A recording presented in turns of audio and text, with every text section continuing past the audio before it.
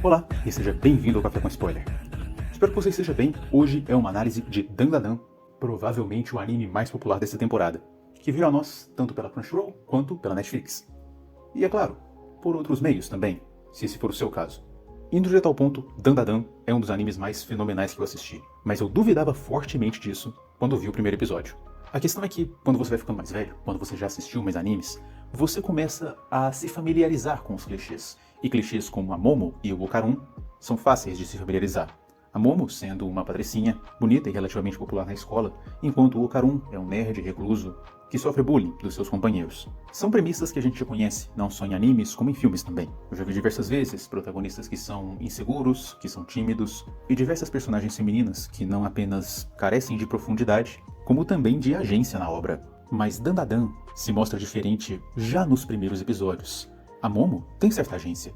Na verdade, você pode dizer que ela dirige a trama muito mais do que o Okarun. E o nosso amigo nerd é na verdade bem convicto das coisas que ele acredita, e não é nem de longe um poço indefeso de gentileza. A mistura e o desenvolvimento desses personagens que eles têm de maneira bastante acelerada na obra, o que não é um ponto negativo, na verdade só faz ela ficar mais dinâmica, foi talvez o que melhor vendeu o Dandadan pra mim.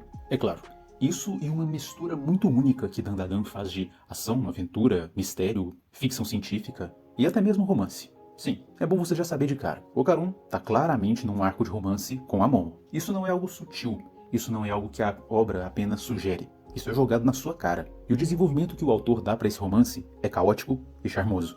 A interação inicial deles é motivada por uma demonstração de empatia da Momo, que viu o rapaz Okarun sofrendo. Ele presumiu de maneira errada que a única maneira de uma garota falar com ele é se ela estivesse interessada na revista que ele estava lendo, que era uma revista sobre alienígenas, que são, de certa forma, a paixão do garoto. A Momo acha isso uma completa bobagem, mas ela acredita em espíritos pelo fato da avó que criou ela ser uma médium. E Okarun, por outro lado, acha toda essa questão de espíritos uma completa bobagem.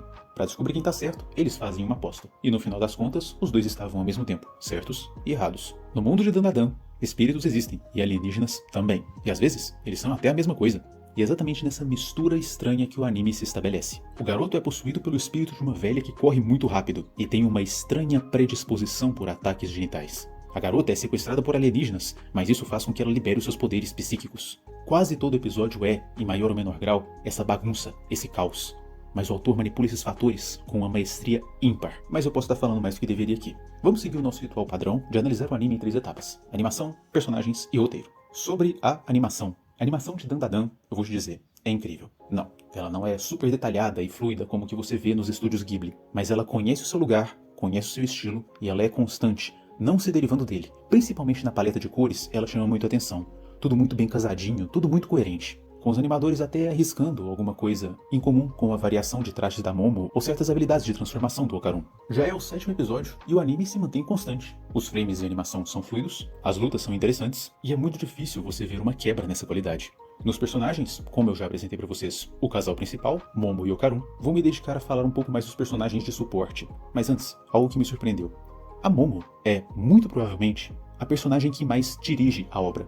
Isso é natural quando você pensa que ela é uma pessoa mais extrovertida, enquanto o Okarun é um cara mais introvertido. Mas a obra não se limita a isso. Não é como se a Momo fosse uma maritaca, sem nada de valor no que ela fala ou faz. O papel dela é fundamental na obra. Não apenas como uma entendedora do campo de batalha, ou alguém que ajuda e motiva o Okarun. Ela é uma estrategista e uma lutadora sólida.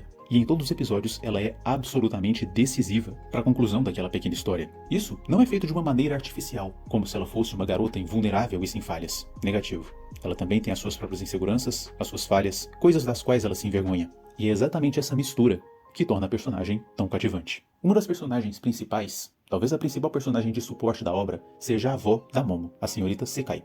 Ela é uma médium constantemente chamada de charlatã, inclusive que já foi chamada de charlatã pela própria Momo. Mas o trabalho dela é real, e ela sabe de muita coisa, que é constantemente descredibilizada, pois em um mundo de mentiras, a verdade é muitas vezes deixada de escanteio. O papel dela como mentora é absolutamente fantástico. Ela não é como um professor distante que ocasionalmente dá um ou outro toque nos personagens principais, como é o caso do Sr. Kaiô em Dragon Ball. Mas ela também não é um segundo protagonista, muito melhor do que o protagonista principal, que acaba roubando a obra para si, como é o caso de Satoru Gojo. A velha consegue fazer um equilíbrio perfeito entre esses dois, enquanto ainda tem uma personalidade extremamente cativante por si mesma. E em segundo lugar, nós temos a Aira, também conhecida como a menina do cabelo rosa. Também um estereótipo bastante famoso em animes e filmes, ela é uma garota bonita, que não tem nenhuma personalidade além de ser bonita. Ela cultiva legiões de gadinhos que fazem o que ela quer, porque ela adora ser adorada pelo fato de ser bonita. Com certeza você já conheceu uma pessoa assim.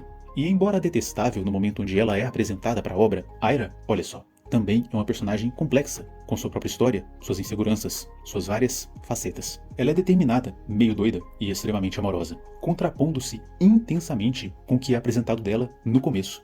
Isso, na verdade, vale para praticamente todos os personagens da obra. O Karun é visto como um menino inseguro, mas ele é extremamente apaixonado por tudo que rodeia alienígenas, OVNIs e essas coisas extraplanetárias. Momo pode ser vista como uma patricinha sem conteúdo, mas na verdade, ela é muito cuidadosa com aqueles próximos de si, ligada à própria família e com uma poderosa maturidade emocional. A avó de Momo se apresenta no começo como ranzinza, ainda guardando algum rancor pela maneira como a neta a descredibilizou, mas ela é rápida em perdoar e prestar o seu auxílio quando a neta e o amigo dela, o Karun, precisam da sua ajuda. A primeira vilã, a Vovó Turbo, embora bizarra na sua primeira aparição, é também mostrada como não sendo um espírito completamente maligno. Ela acaba assumindo um papel de segunda mentora do grupo e consegue cativar os espectadores com o seu humor levemente ácido. Eu tenho certeza que a mesma coisa vai valer para Aira. No final das contas, e aqui entrando na questão do enredo, Dandadan é isso. É uma bela contradição. É uma mistura de elementos de maneira caótica que nas mãos de qualquer autor que não fosse absolutamente genial daria terrivelmente errado. Para nossa sorte, esse não é o caso. Dandadan é um carro desgovernado, mas que está sendo pilotado pelo melhor piloto do mundo. Você tem a adrenalina de estar o tempo todo indo na beira de um precipício, mas com uma habilidade única. O autor, que eu acho que se chama Tatsu ou alguma coisa assim, consegue converter o sentido e fazer aquilo se tornar uma viagem extremamente prazerosa e memorável. Dandadan me surpreendeu. Ele não tinha o direito de ser tão bom.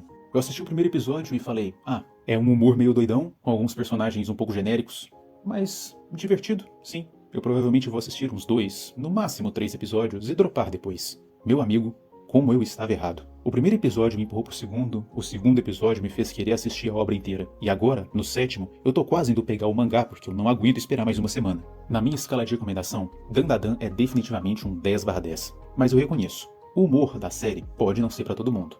E talvez a mistura de elementos caóticos possa acabar sendo demais pro paladar de alguns, fazendo com que ele varie entre 9 de 10 ou 8 de 10, mas fato é que assistir Dandadan é uma experiência maravilhosa. Quase tão boa quanto se inscrever nesse canal e deixar o like. É isso aí, Café com Spoiler está de volta e se você tem sugestões, deixe pra mim nos comentários. Eu tenho lido todos eles e respondendo a maioria. Nem que seja um likezinho, eu gosto pra você, pra mostrar que eu vi seu comentário lá. Então deixa aqui o que achou do vídeo, sugestões, dicas, ou só o que você comeu hoje no café da manhã. Até a próxima e seja bem-vindo ao Café com Spoiler.